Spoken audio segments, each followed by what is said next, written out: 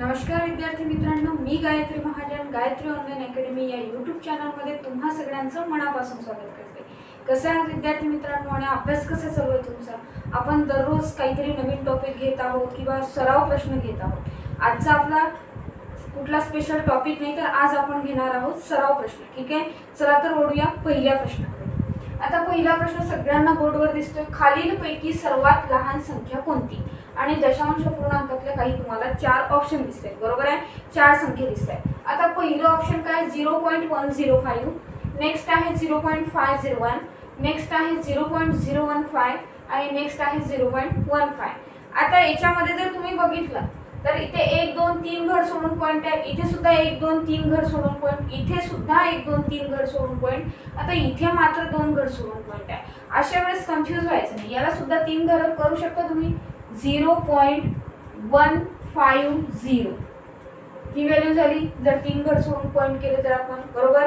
मग आता मला सांगा रे, सगळीकडे सारखे घर सोडून पॉइंट आहे ना, मग आपण पॉइंट काढून टाकू। बघा, पहिली व्हॅल्यू काय झाली? 105, दुसरी काय झाली? 501, तिसरी काय झाली?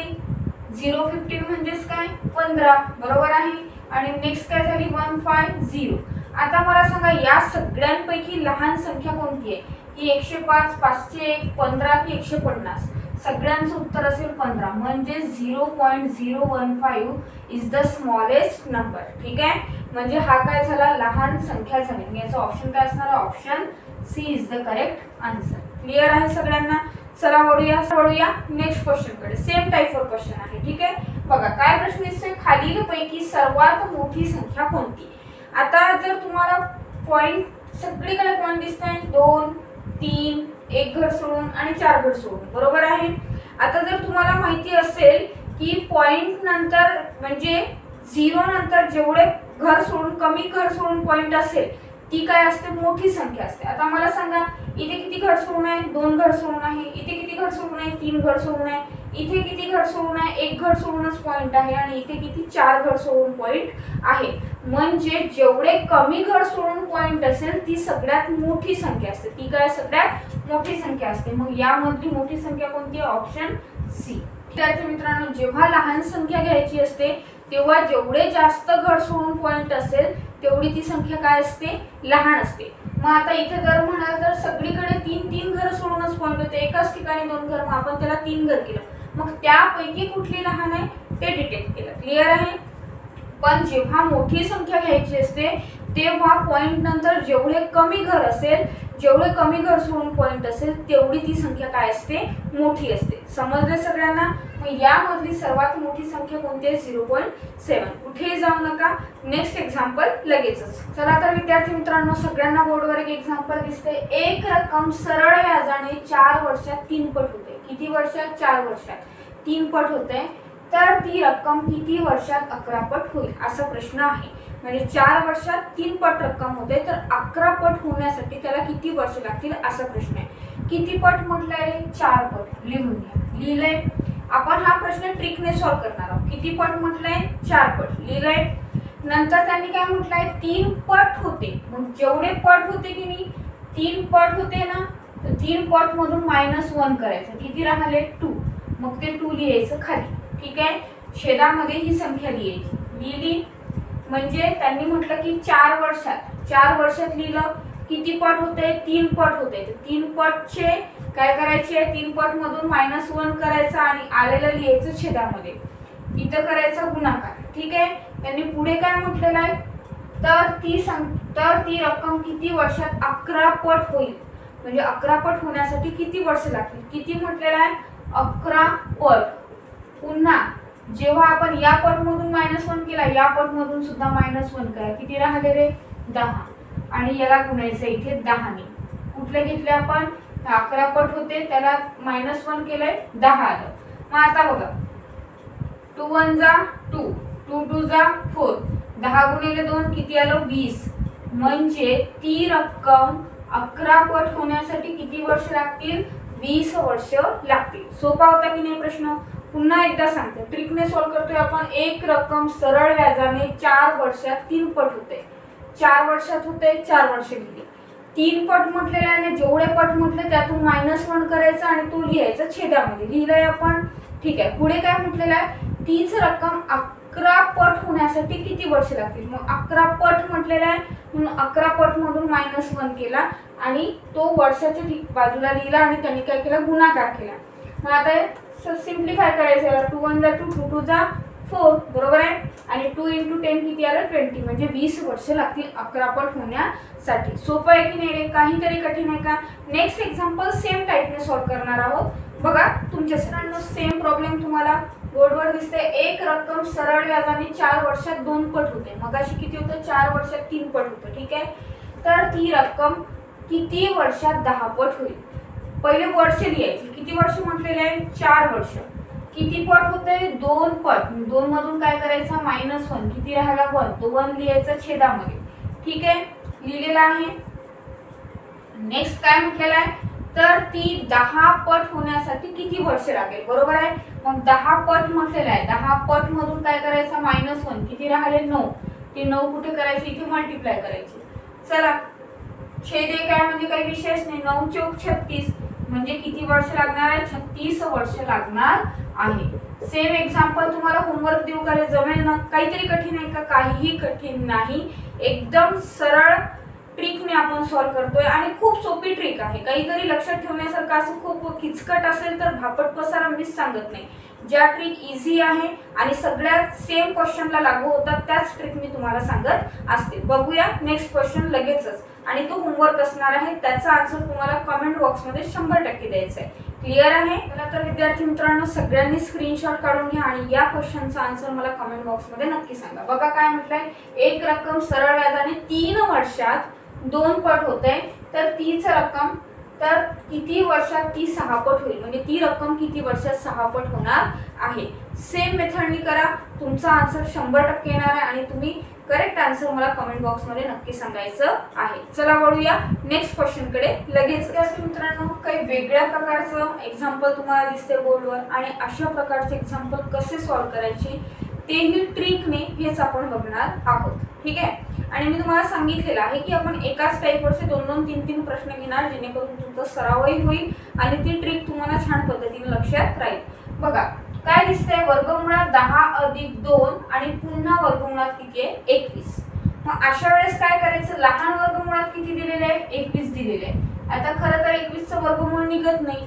मग आता हे जे 10 आहे या 10चे असे फॅक्टर पाडायचे जेणेकरून याचा गुणाकार किती आला पाहिजे, 21 आला पाहिजे आणि बेरीज किती आली पाहिजे, ही संख्या यायला पाहिजे. आता बघा 7 3 म्हणजे 7 + 3 केलं तर किती होत आहे, 10.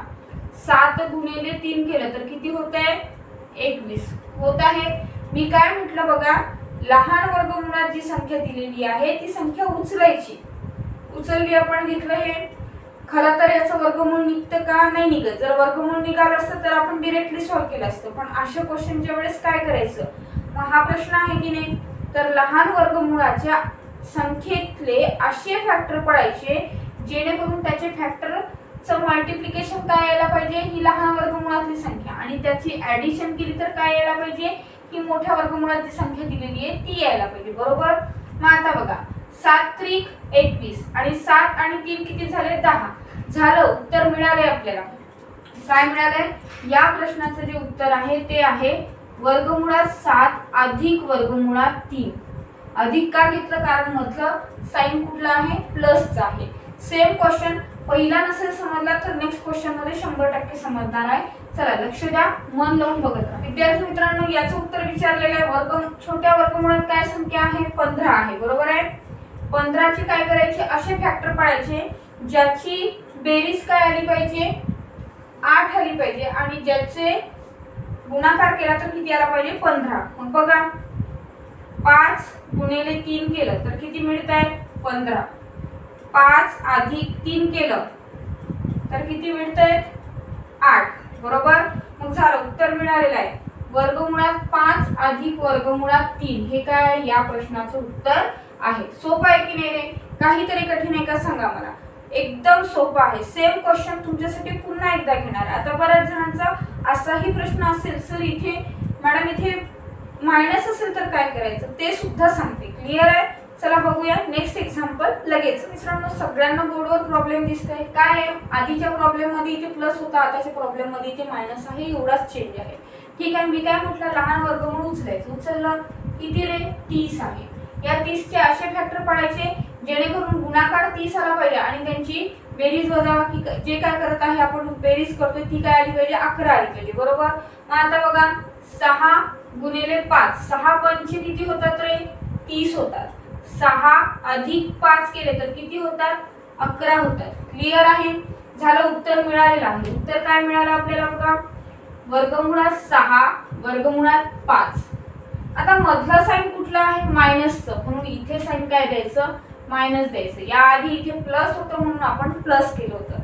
ठीक आहे. चला तर विद्यार्थी मित्रांनो, हा टाइप जर तुम्हाला समजला असेल तर हे एक्झाम्पल तुमच्यासाठी होमवर्क आहे, ज्याचा आन्सर तुम्ही मला कमेंट बॉक्स मध्ये नक्की सांगायचं आहे. वळूया नेक्स्ट टाइप कडे लगेच. सगळ्यांना बोर्डवर एक एक्झाम्पल दिसते. काय आहे, वर्गमूळ दिलेला आहे. बरोबर आहे. आणि वर्गमुळात 1 चा घन, 2 चा घन, 3 चा घन, 4 चा घन यांची बेरीज केलेली आहे कुठपर्यंत, 9 च्या घनापर्यंत. आणि त्याची आन्सर तुम्हाला विचारलेला आहे. असे जे प्रश्न असतात ते कधीच लीगल मेथडनी सॉल्व्ह करायचे नसतात. लीगल मेथड मीन्स काय रे, तर तुम्ही 1 चा घन काढणार, 2 चा घन काढणार, 3 चा घन काढणार, मग त्याची प्लस करणार आणि मग त्याचं वर्गमूळ घेणार.